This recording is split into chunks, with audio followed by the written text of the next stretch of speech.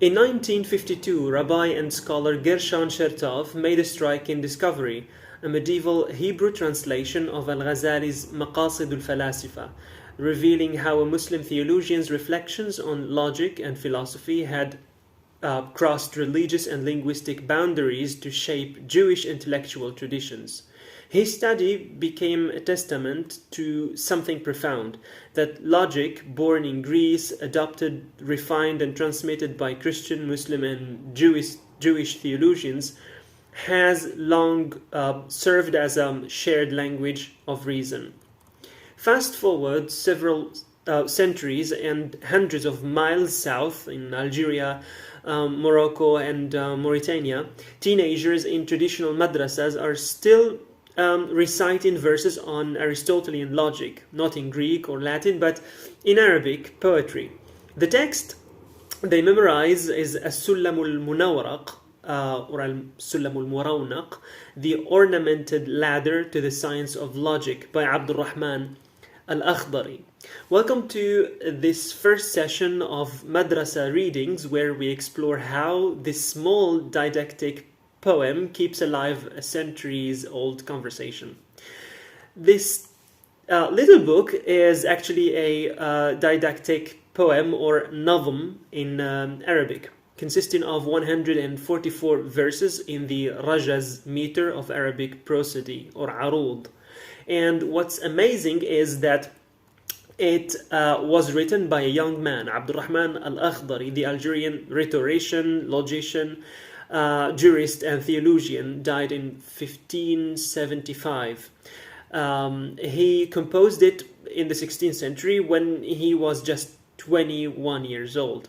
This poem, since the day it was written, has been memorized word for word, taught, explained, commented on, and glossed hundreds of times. And it's still alive today in madrasas and study circles around the Muslim world. Think about it. A young man from the desert of Biskra in Algeria produces a scholastic text on Aristotelian logic, the discipline that framed every other classical science, the gateway to philosophy, and the bridge between Abrahamic traditions of Judaism, Christianity, and Islam. So why the ladder, as-Sullam? Because through this beautiful title, السلم المنورق or المرونق, Al-Akhdari refers to the fact that knowledge, specifically المنطق, logic, is so lofty and vast that we need a ladder to ascend step by step. That is what he says in the final verses of his introduction. Let me show you. His parts of the lawh. I know that you don't see that properly, but here is the verses I wanted to mention. This is the way how we recite it. سميته بالسلم المنورق يرقى به سماء علم المنطق والله أرجو أن يكون خالصا لوجهه الكريم ليس قالصا وأن يكون نافعا للمبتدي به إلى المطولات يهتدي. And this translates like I have named it سميته the ornamented ladder by which one ascends to the heavens of the science of logic. I ask God that it be purely sincere, for his noble countenance not deficient, and that it may benefit the beginner, guiding him thereby to the lengthy works. So the poem is composed to lead the seeker gradually to higher levels and more advanced books. This alludes to the works of Greeks, Romans, and Christians such as Aristotle, Porphyry, and then Muslim scholars like Ibn Hazm, Ibn Rushd in Al-Andalus, and Al-Ghazali in Persia, among others. And so these logicians are the sources upon which Al-Akhdari's work builds. This practice actually is fundamental in classical Islamic scholarship. I mean, bridging nations and traditions and acknowledging the efforts of others. In fact, most foundational texts were compiled and transmitted through centuries, through countless chains of transmission, isnad or asanid, where biographically recorded narrators, ruwat, reported what they saw or heard to the next generation until reaching us today. So what do we mean by mantiq or logic in Islamic tradition? In classical texts,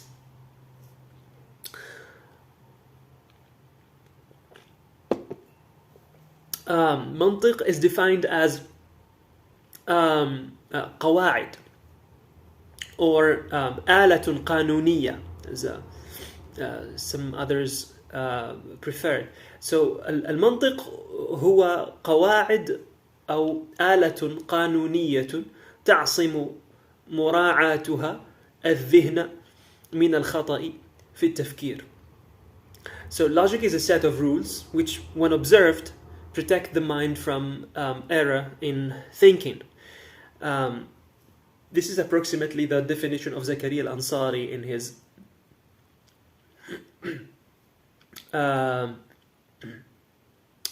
in his commentary on Isagogi. The purpose of ilm al-mantiq, the science of logic, is to secure correct reasoning in both tasawwur or conceptualization and tasdiq, judgment. In other words, it refines how we perceive or grasp both concepts and propositions. كيف ندرك.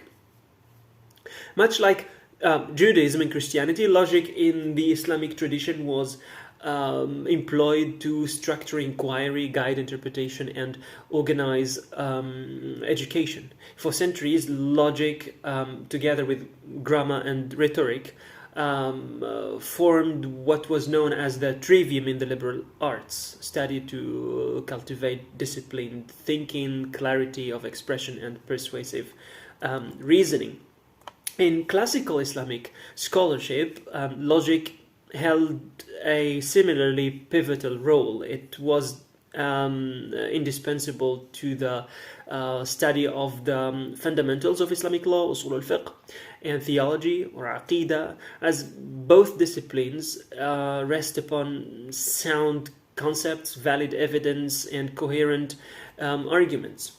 Through logic, scholars were trained to distinguish between correct and fallacious reasoning, ensuring intellectual rigor in matters of law, faith, and philosophy. Now let's take a quick tour through the history of mantiq, logic, in the West. First in the West. And we normally start with Aristotle, the Greek philosopher from the 4th century BC, known in Arabic literature as Aristoteles. He was the first to systematically describe how our minds work when we think. And then we have Plotinus, the mystical philosopher from the 3rd century CE, and Porphyry, the Neoplatonist thinker in the 4th century CE, whose Isagoge or Isagogi in Arabic sources became the introduction to Aristotle's categories. In Spain, Musa ibn Maymun, or Moshe ibn Maymun, the great rabbi and philosopher from the 13th century, drew on logic to build his theological works. In Christianity, we meet Thomas Aquinas, the eminent theologian from the same century, who had several who had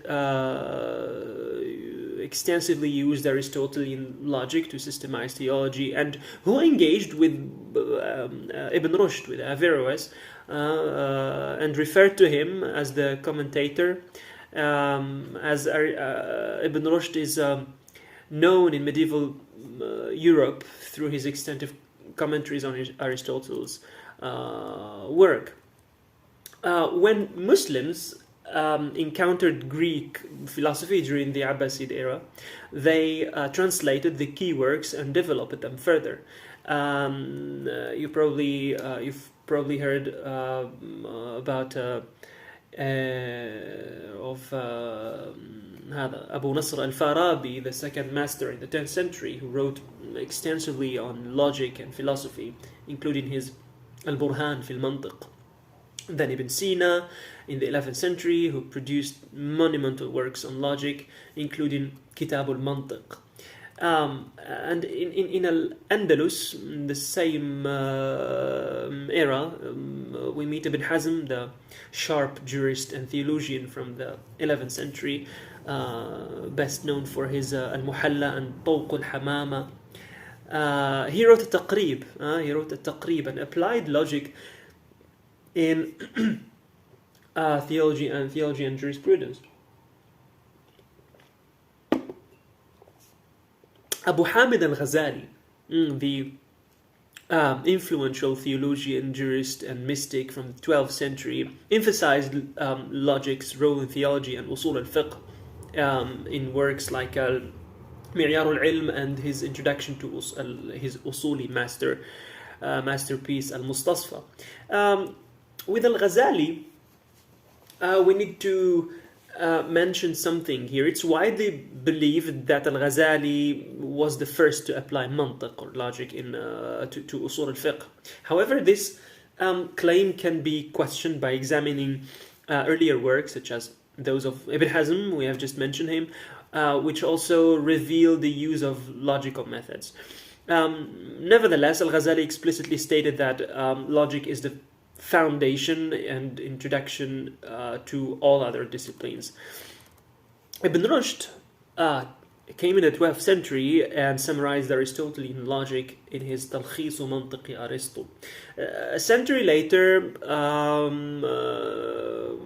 we have the great Fakhruddin al-Razi, the brilliant mufassir and theologian from the 13th century, and Ibn al-Athir al-Abhari, who authored Esaguji, which became a foundational textbook for centuries. This Esaguji, inspired by Porphyry's Isagoge, written in Greek in the 3rd or 4th century CE, as an introduction to Aristotle's categories. So Isagoge was widely studied, or Esaguji was widely studied and commented upon. Prominent scholars like Zakaria al-Ansari and al-Ujhuri and Ilish from the Maliki school all wrote commentaries on it. Without forgetting scholars in Asia, Sa'duddin al-Taftazani in the 14th century, and al-Jurjani, al-Sharif. But we need to briefly explore North African scholars, because we are talking about the Sullam and Algerian scholars. I would like to focus more on the Malikis in North Africa. So we then meet Ibn Araf al-Warghami, Tunisian jurist and theologian from the 15th century, who wrote al-Mukhtasar al-Mantiqi, and I think that the last name in our genealogy, or this beautiful chain of Mantiq, is the composer of Al-Sullam al-Munawraq or al-Murawnak, Sidi Abdul Rahman al-Akhdari, the young poet and logician who gifted us with Al-Sullam al-Munawraq. Later, scholars like al-Bannani in the 18th century in Morocco and the Damanhuri in Egypt continued this tradition with their commentaries. Nowadays, scholars continue studying and teaching and commenting on the Sullam, and Some of them have even summarized it in creative ways. I've got some here. This is a beautiful work of Dr. Abdul Karim Qabool, which encompasses Sulam al-Munawwaraq, commentaries, summaries, and Isa Guji all together. It's really beautiful, concise work. I've got also a couple of commentaries on السلم المنورق, الدمنهوري, the commentary of the composer himself, Sidi Abdul Rahman al-Akhdari, al-Bajuri, all together. There are also some modern scholars, Abdul Rahman al-Wardi from Al-Qarawiyyin University in Fas. So for a conclusion of our really brief tour, for a discipline rooted in Greek philosophy, enriched by Jewish and Christian commentaries, and further shaped by Arabs, Persians, and Berbers and Europeans over centuries, and all of these ethnicities and backgrounds and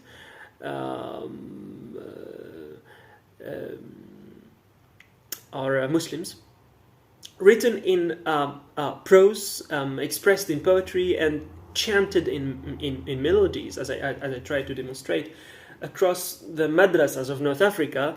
It is actually difficult to develop a comprehensive understanding of the Islamic intellectual tradition, or to practice it with balance, without grasping this heritage.